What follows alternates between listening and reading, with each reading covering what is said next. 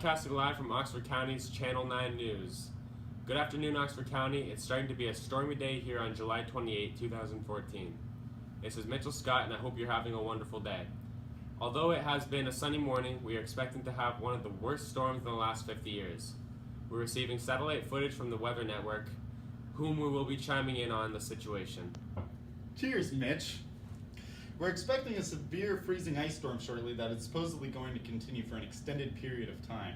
As you can see, here's a radar of Ontario, and it is very widespread. Oxford County being right here, we're right in the middle. Road conditions are expected to be treacherous during this period, supposedly at around 30 plus centimeters of freezing rain, which possibly will result in road shutdowns all across the province.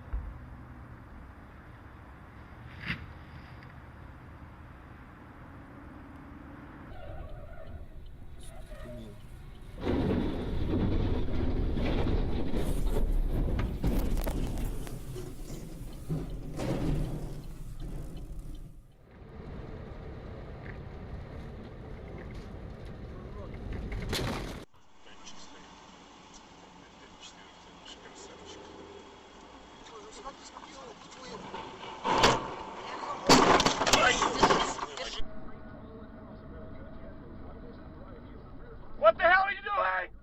No! No! No! Here at Channel 9 News, we advise all citizens to remain indoors and to avoid leaving their residence due to the poor conditions. Back to you, Mitchell. Cheers, Alex. Channel 9 News has managed to get a hold of an expert in the storm. Matthew Ferreira has been an expert in ice storms for many years now, since he was 4. To you, Matt. Thanks, Alex. I'm currently standing outside seeing firsthand the major problems that people face due to this major ice storm. As temperature drops, electrical lines, trees, and motor vehicles have all been affected by the ice.